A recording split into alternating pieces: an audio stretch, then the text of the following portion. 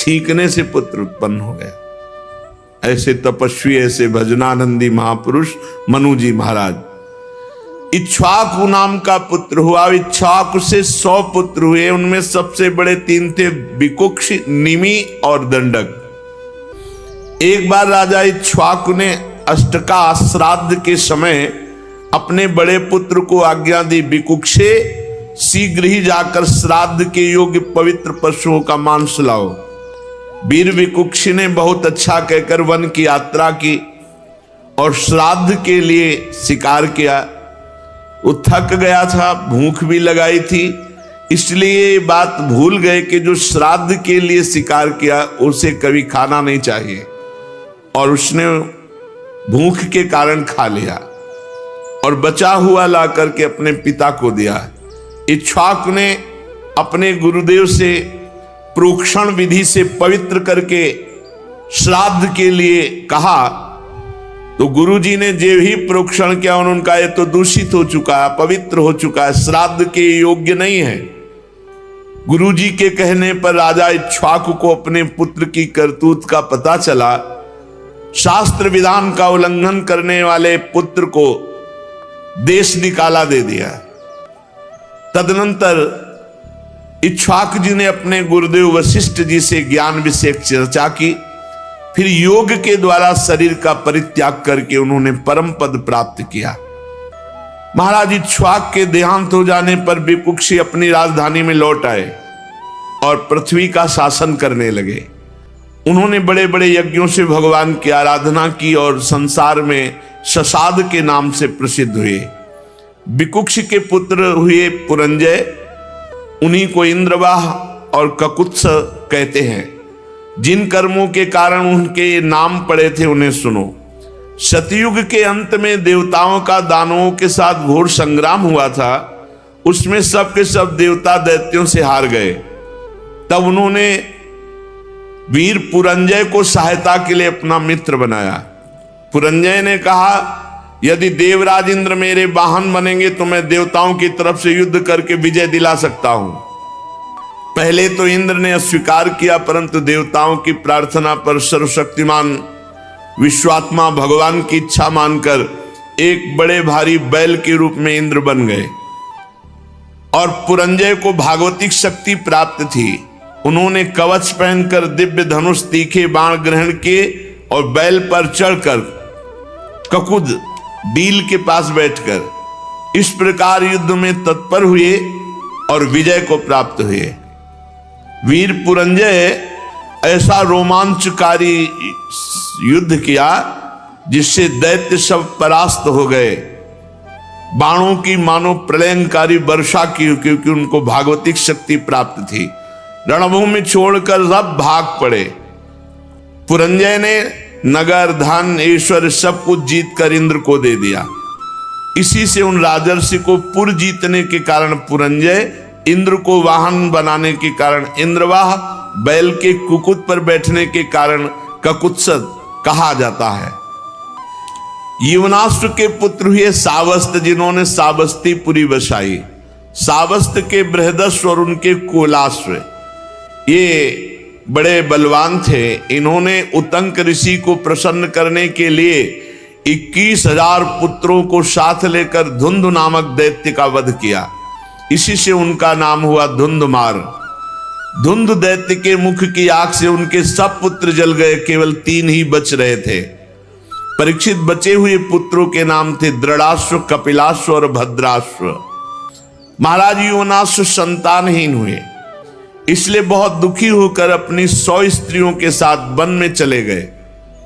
वहां ऋषियों ने बड़ी कृपा की और यवनाश्व से पुत्र प्राप्ति के लिए बड़ी एकाग्रता के साथ इंद्र देवता का यज्ञ कराया। एक दिन राजा यवनाश्व को रात्रि के समय बड़ी प्यास लगी। वो यज्ञशाला में गए तो देखा ऋषि जन सो रहे हैं। अब प्यास लगी थी तो जल किससे मांगे? तो वहां जो अभिमंत्रित जल रखा हुआ था, उनको ज्ञान नहीं था, वही जल पी लिया। प्रातःकाल ऋषि जन जब सोकर उठे तो देखा कि जो पुत्रेष्टि यज्ञ के लिए संकल्प किया हुआ जल था वो तो है नहीं। पूछा कहाँ है? तो उन्होंने कहा तो महाराज पी गए। उनका अब तो महाराज को गर्व रहेगा, क्योंकि वो तो अभिमंत्रित जल था। सब उन्होंने समझा भगवान की ऐसी प्रेरणा थी, भगवान के चरणों में नमस्कार किया कि धन्य है। बात तो वही होती है जो भगवान को कराना होता है।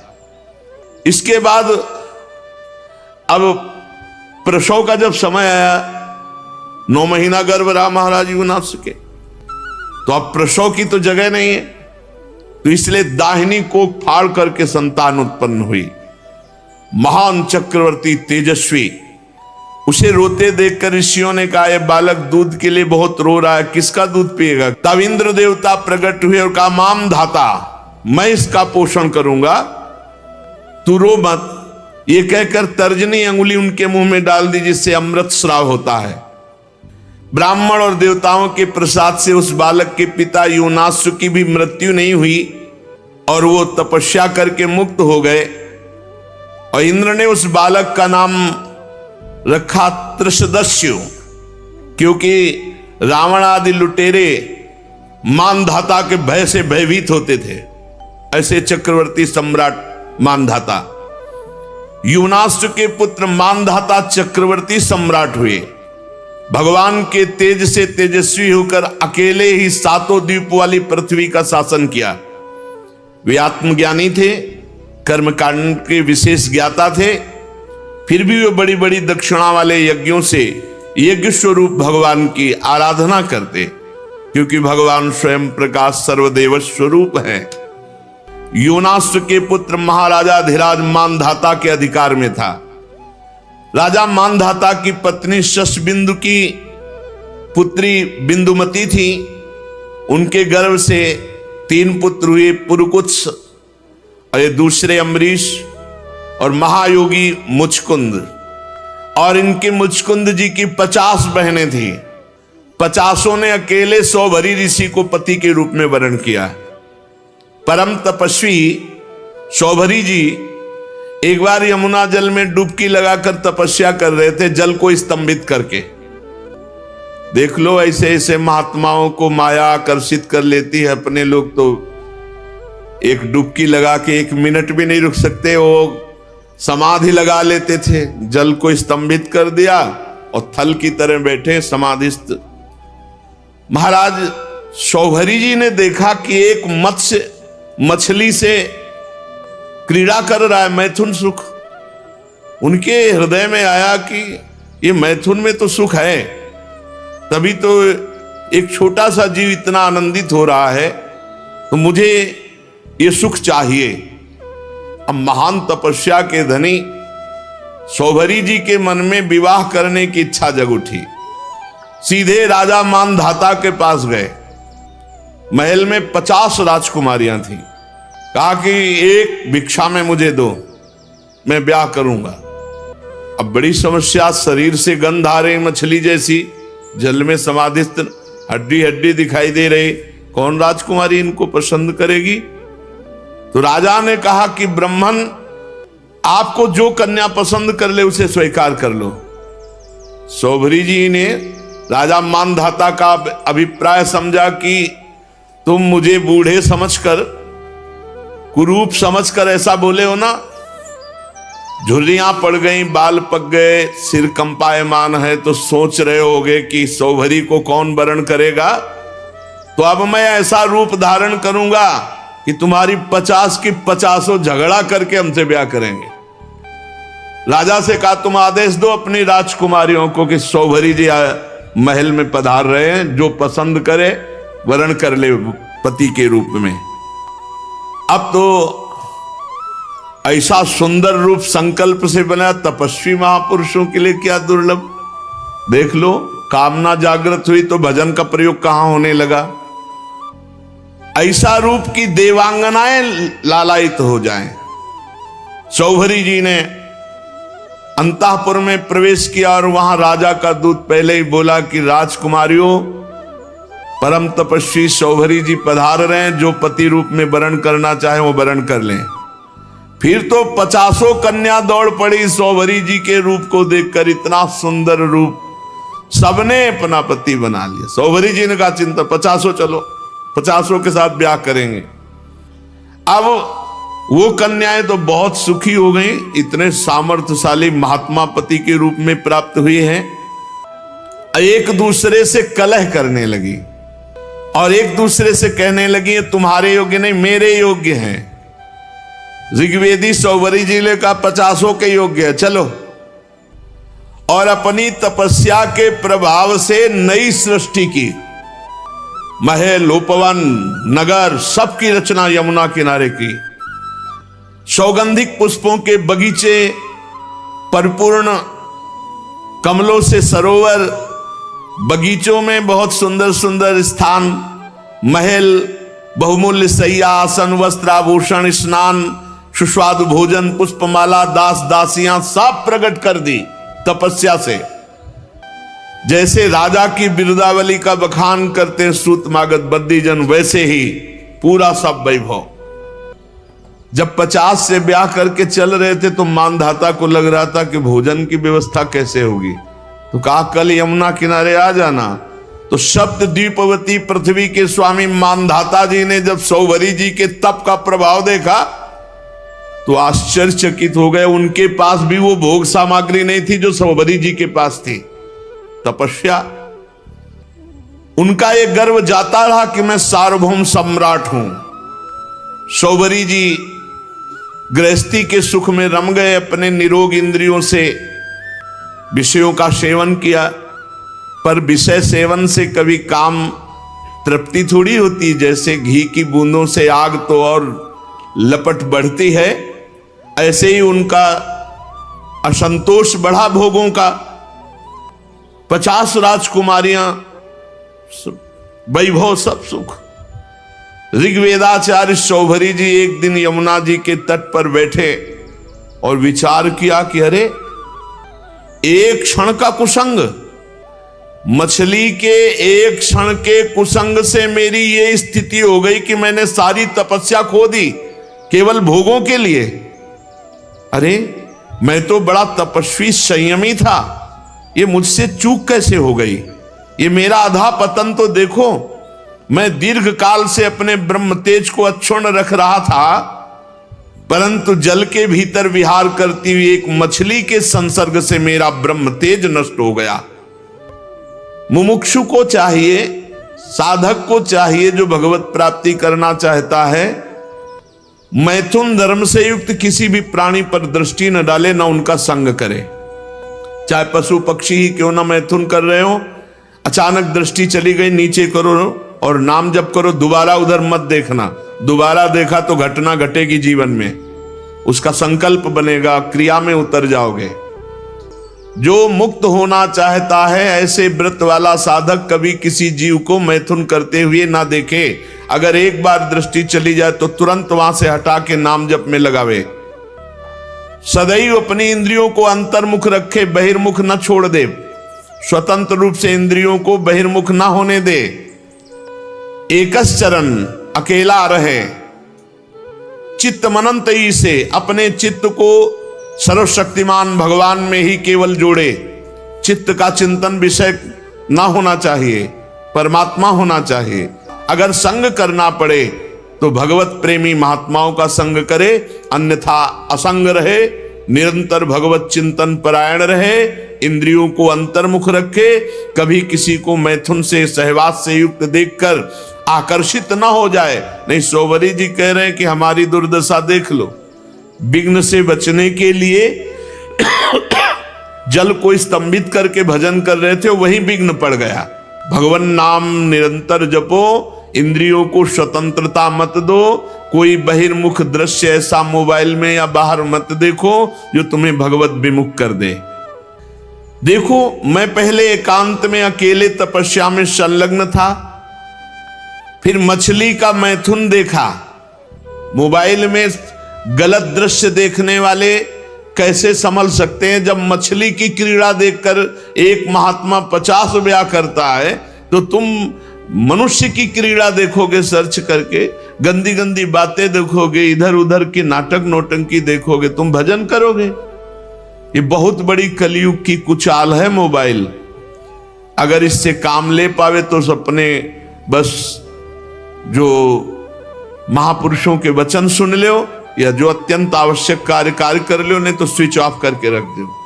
अगर बार बार उसको देखना और किसका मैसेज और सब, तो फिर वो आकर्षण चित्त में ऐसा बैठेगा कि एकांत में गंदी बातें देखने लगोगे।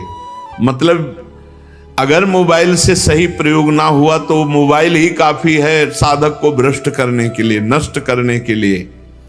इसलिए मैं पहले एकांत में अकेले तपस्या में संलग्न था। मछली की मैथुन क्रीड़ा देखकर 50 विवाह किए, फिर संतान से 5000 हो गई। कहां अकेला और कहां 5000 के बीच में। विषयों में सत्य बुद्धि होने से माया ने मेरी बुद्धि का हरण कर लिया। अब तो लोक परलोक की इतनी कामनाएं, मैं पार नहीं पा रहा। कहां अकेला भगवत चिंतन कर रहे थे, कहां 50 पत्नी, फिर 5000 संतान, फिर उनके ब्याह, फिर उनकी, कहां मैं फंस गया। ऐसा ज्ञान होने पर तत्काल विरक्त हुए और सन्यास पुनः लिया और वन को चले गए। अपने पति को ही सर्वस्व मानने वाली उन पत्नियों ने एकांत वन में भगवत चिंतन करते हुए शरीर छोड़ा। और शौभरी जी ने बड़ी घोर तपस्या की, शरीर को सुखा दिया और परमात्मा में लीन कर दिया। परीक्षित, जैसे ज्वालाएं अग्नि की शांत हो जाती हैं, वैसे ही उनकी 50 पत्नियां शौभरी जी के चरण चिंतन करके उत्तम गति को प्राप्त हुई, भगवद आराधना करके उत्तम गति को प्राप्त हुई।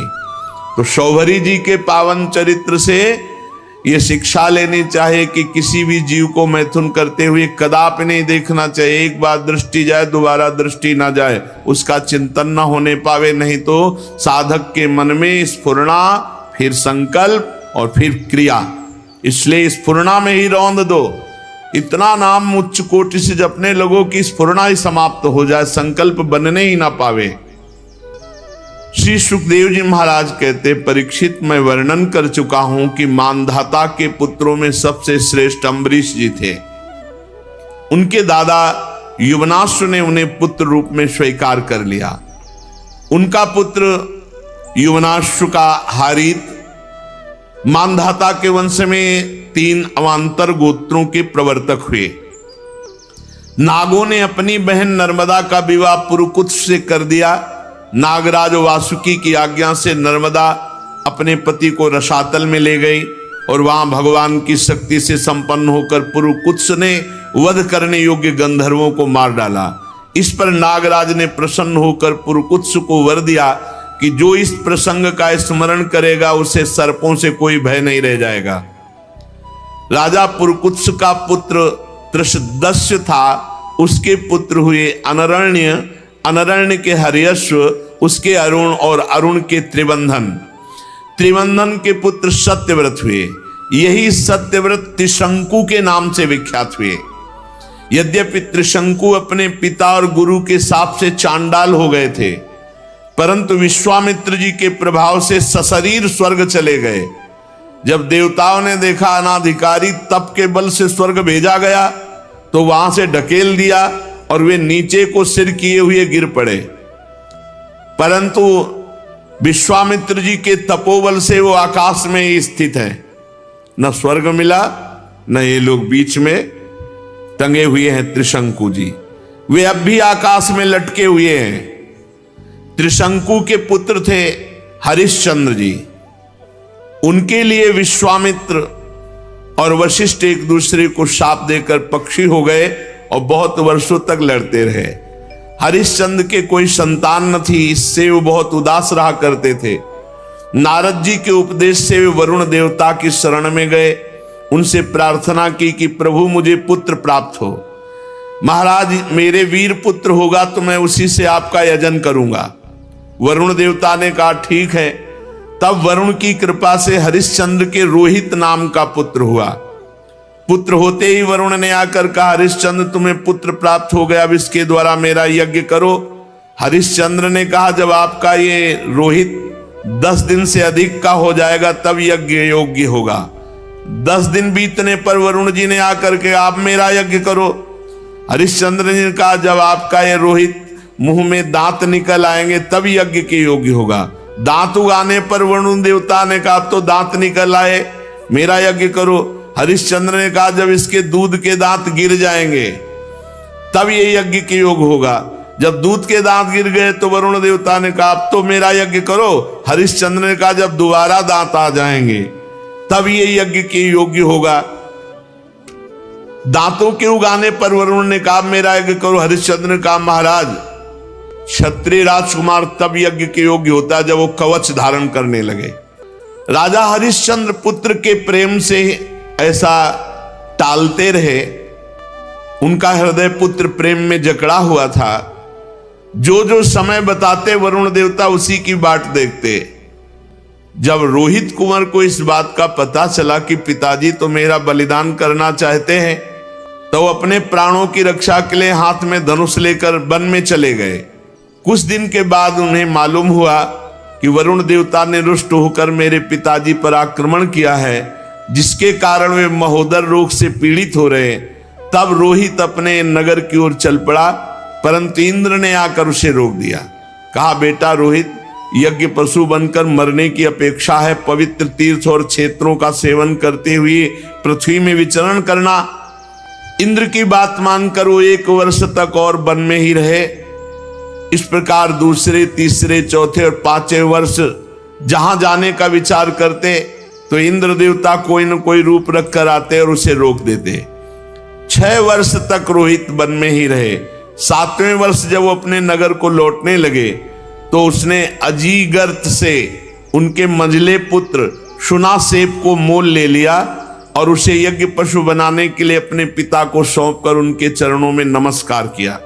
तब परम यशस्वी श्रेष्ठ चरित्र वाले राजा हरिश्चंद्र ने महोदर रोग से छूटकर पुरुषमेध यज्ञ के द्वारा वरुण आदि देवताओं का यजन किया।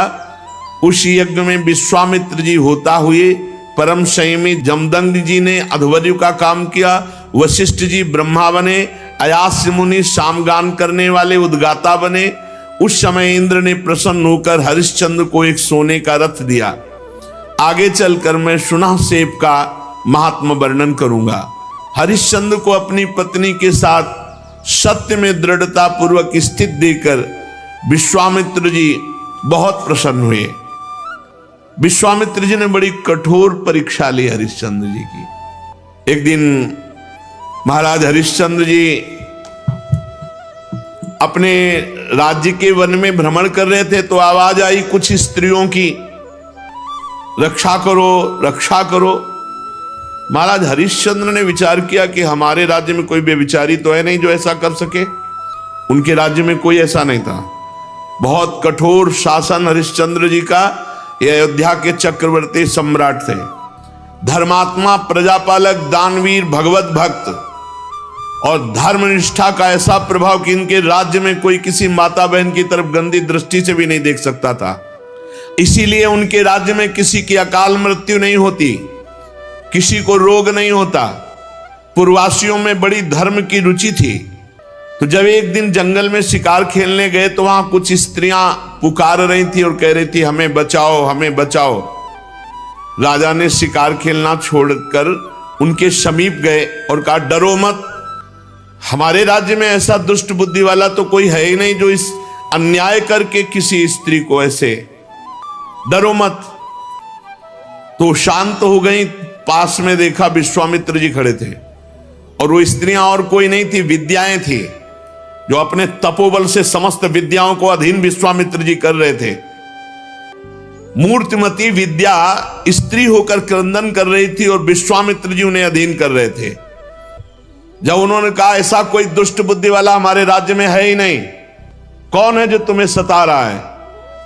तो विश्वामित्र जी ने कहा सता तो हम रहे तो दुष्ट बुद्धि के हम हुए। और भारी क्रोध आ गया। जो ही क्रोध आया सो तप में क्रोध आना हानि का विषय, विद्याएं सब अंतर ध्यान हो गई। विश्वामित्र जी ने कहा इतना तप करने के बाद मैंने अपने क्रोध को संभाला था और विद्याओं को अधीन किया, तुमने मुक्त करा दिया, तुम बड़े दयालु हो। गुस्सा में कहा। हरिश्चंद्र जी ने हाथ जोड़कर विनय पूर्वक कहा मुनि, मैं राज्य धर्म का पालन कर रहा हूं, राजा का कर्तव्य है, यदि कोई अनाथ, कोई शरणागत किसी भी तरह सताया जाता है तो उसकी रक्षा करना कर्तव्य है।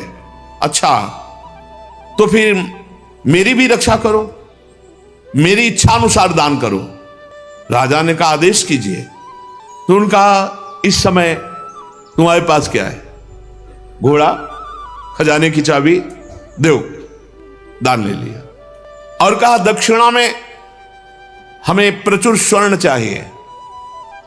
कहा दिया, ठीक, चलो दक्षिणा दो। तो उनका खजाने तो पहुंचे, बोले मिथ्यावादी, जब खजाने की चाबी दे दी तो खजाना तेरा कैसे? हाँ, ये बात तो है। और घोड़ा दे दिया तो जहां तक घोड़े की टाप गई सारा राज्य मेरा। बहुत दानी बनता है, बहुत उदार बनता है, विद्याओं की रक्षा करेगा तू, अब दे।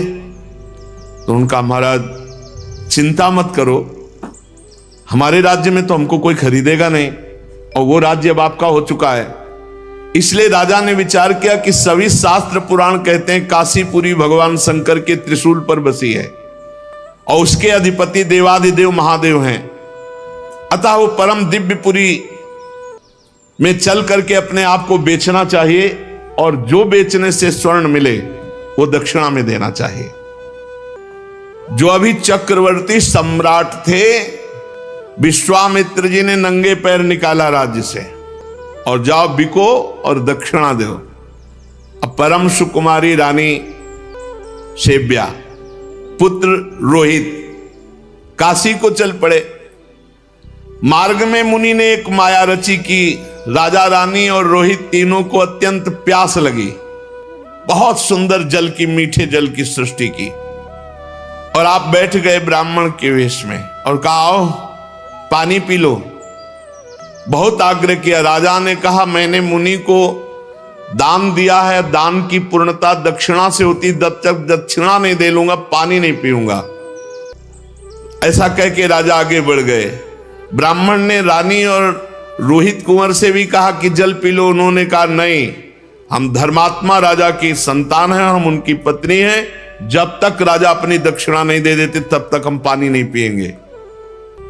ब्राह्मण ने कहा झूठ, राजा तो जल पी गए, तुम लोग क्यों जल नहीं पियोगे?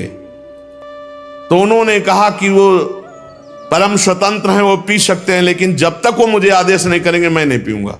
और झूठ बोला था कि वो पी गए। विश्वामित्र जी ने परीक्षा ली थी, बड़े प्रसन्न हुए और कहा जाओ जिस कार्य के लिए जा रहे हो। 1 महीने की अवधि मांगी थी, 1 दिन शेष रह गया। अब यहां अयोध्या से काशी पैदल चल के जाना। विश्वामित्र जी ने कहा कि अगर तुमने हमारी दक्षिणा नहीं दी और समय पूरा हो गया तो मैं तुम्हें शाप दे दूंगा। आज का अंतिम दिन है। हरिश्चंद्र ने मुनि को प्रणाम किया और कहा अभी आधा दिन शेष है, अभी आप कुछ मत बोलिएगा, प्रयास करते हैं कोई मुझे खरीद ले। आपने इतने दिन प्रतीक्षा की और कर लीजिए, आधा दिन की ही तो बात है। मुनि अंतर्धान हो गए। राजा ने अपने बेचने का निश्चय करके पुकारा। साध्वी रानी ने कहा महाराज अगर आप बिक जाएंगे तो मैं और पुत्र। तो उन्होंने कहा देखो धर्म के लिए सब कुछ बलिदान है, अगर पूरी दक्षिणा नहीं पड़ी तो आपको भी बेच दूंगा, पुत्र को भी बेच दूंगा, अपने आप को बेच दूंगा। पति की ऐसी अवस्था देख करके रानी बहुत अंदर से विकल हुई। उधर विश्वामित्र जी की कड़ी चेतावना, तो चित्त में दुख है और गदगद कंठ से पुकार कोई मुझे खरीद ले। तो एक वृद्ध ब्राह्मणी के वेश में 500 स्वर्ण मुद्राएं देकर के रानी को खरीदा। रानी ने उस ब्राह्मणी से प्रार्थना की कि यथाशक्ति मैं घर की पूरी सेवा करूंगी, कभी इंकार नहीं करूंगी। मेरी 3 बातें आपको माननी होंगी। मैं कभी किसी पुरुष से संभाषण नहीं करूंगी, एकांत में नहीं मिलूंगी, किसी का जूठा नहीं खाऊंगी, और सेवा के अतिरिक्त मैं एकांतवास करूंगी, मेरे समीप कोई नहीं आना चाहिए। स्वीकार कर लिया। अब राजा के सामने ही रानी बिक गई। अब पुत्र को अंचल पकड़कर मां के संग जाते देख करके पहले तो बहुत हटाया, जब नहीं हटा तब कुछ स्वर्ण मुद्राएं देकर पुत्र को भी साथ में खरीद लिया। राजा अत्यंत दुख से व्यथित कि कहां राजकुमार और महारानी कैसे रहती थी, आज बिक करके सेवा में। विश्वामित्र जी याद हमके राजा ने प्राप्त धन कि हमने पुत्र और पत्नी बेच दिया, ये लीजिए। तो उनका शेष पूरा कौन करेगा? कहा महाराज अभी मैं हूं ना, मैं अपने को आवाज लगाता हूं, कोई ना कोई मिल ही जाएगा। तो उसी समय चांडाल खरीदने के लिए उपस्थित हुआ। विश्वामित्र जी की पूरी दक्षिणा दी। जब राजा को पता चला खरीदने वाला मेरे को चांडाल है, तो उन्होंने कहा विश्वामित्र जी आपकी शाप की अग्नि से जलकर मरना ठीक है, लेकिन इस चांडाल की अधीनता मैं स्वीकार नहीं कर सकता। विश्वामित्र जी समय खत्म हो रहा है, मुझे दक्षिणा चाहिए थी, वो मिल गई, अब तुमको चांडाल के अधीन होके रहना पड़ेगा। अब तो उसकी इच्छानुसार बनकर के दास सेवा करनी होगी। विश्वामित्र जी ने कहा 1 अरब स्वर्ण मुद्रा दी है। हरिश्चंद्र तुम्हारे को खरीद लिया इस चांडाल ने। बड़ी विडंबना, चक्रवर्ती सम्राट चांडाल के अधीन। उन्होंने कहा स्मशान में पहरा दो। रात्रि में स्मशान के पहरा में काम में लगा दिया। अब और दिन रात लाठी लिए हुए मरघट में सौदा करने वालों से कर वसूल करते। जहां सैकड़ों दासियां सेवा में रहती थी, वहां महारानी दासी बनकर के ब्राह्मणी के यहां सेवा में झाड़ू लगाना, घर लीपना, जल भरना, ये सब। और राजकुमार रोहित को भी सेवा दी गई थी, पुष्प चयन करके लाओ। विश्वामित्र जी को इतने पे भी संतोष नहीं हुआ। चांडाल की आज्ञा से नादों में जल भरते थे और विश्वामित्र जी उन नादों को फोड़ देते। जब जल बह जाता तो चांडाल आकर बहुत तिरस्कार करता हरिश्चंद्र का, हाथ जोड़े सर झुकाए खड़े रहते हरिश्चंद्र। एक दिन पुष्प चयन करने के लिए संध्या के समय राजकुमार रोहित गया तो वहां सर्प ने डस लिया। तत्काल प्राणांत हो गया बालक का। अब महारानी जिस पुत्र का मुख देखकर जीवित थी, वो पुत्र विधाता ने छीन लिया। दुख पे अपार दुख। रात्रि का घोर अंधकार, आकाश में मेघ आच्छन्न है। अकेली पुत्र के शव को लोग लेकर रोती हुई जा रही हैं। वहां कोई साथ नहीं, कोई ब्राह्मणी साथ नहीं। श्मशान में पहुंची। हरिश्चंद्र जी ने देखा, अरे ये हालत हमारी पत्नी की धर्म के लिए, लेकिन मैं जब बिक चुका हूं तो अपने धर्म से नहीं हटूंगा। रानी विवश में ही रात में सौ लेकर श्मशान जब गई तो वहां बहुत जोर के रोती हुई हरिश्चंद्र से कहा कि तुम्हारा पुत्र पधार गया है, सर्प ने काट लिया है। हरिश्चंद्र बोले श्मशान के स्वामी का पहले कर दो, फिर आपके लिए बिक गई हूं, आपके लिए बिकी हूं पुत्र के सही। तो पुत्र पधार गया है, हमसे कह रहे हो कर दो, कहां से दूं, क्या है हमारे पास। अयोध्या नरेश चक्रवर्ती सम्राट महाराज हरिश्चंद्र वज्रपात मानो हो गया हो, लेकिन हिले नहीं, अपने धर्म में रहे। उन्होंने कहा कि तुम कल्पना भी नहीं कर सकती हो कि हरिश्चंद्र का हृदय इस समय कैसा है। देवी, आज्ञा का पालन, अपने स्वामी को कर दिए बिना यहां हम सौदाह या प्रवाह नहीं होने देंगे। तुम अपने धर्म का पालन करो और मैं अपने धर्म का पालन करूंगा। देखो तुम तनिक भी डिगना नहीं, भारी से भारी संकट आने पर भी तुम अपने धर्म में स्थित रहना, धर्म तुम्हारी रक्षा कर लेगा। सौ ढकने के लिए कोई वस्त्र तो था नहीं, तो अपने जो शरीर में वस्त्र था उसके पहला ही टुकड़ा करके लपेट कर लाई थी। पतिव्रता ने दूसरा उसी कपड़े का जैसा हिस्सा फाड़ा और कहा कि ये कर के रूप में ले लो। जे ही उन्होंने लिया तो विश्वामित्र जी प्रकट हुए और कहा कि आपने वो करके दिखाया, कोई मैं एक महात्मा के वचनों का पालन करने के लिए या धर्म के पालन के लिए इस तरह अपने जीवन को, राज्य को, परिवार को। उसी समय जो चांडाल ने खरीदा था वो प्रकट हुए और कहा, जानते हो मैं मूर्तिमान धर्म हूं, तुम्हें दास कौन बना सकता है? जो धर्मात्मा पुरुष है उसको किसी की त्रिभुवन में ताकत नहीं कि उसे दास बना सके। साक्षात धर्म ने ही चांडाल रूप होकर के खरीदा था।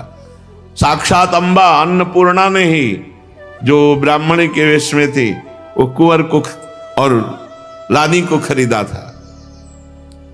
देवराज इंद्र ने अमृत की वर्षा की, रोहित कुंवर जीवित हो गए। विश्वामित्र जी ने कहा, ये अपनी चाबी पकड़ो और ये लगाम घोड़े की, जाओ तुम्हारी जय हो।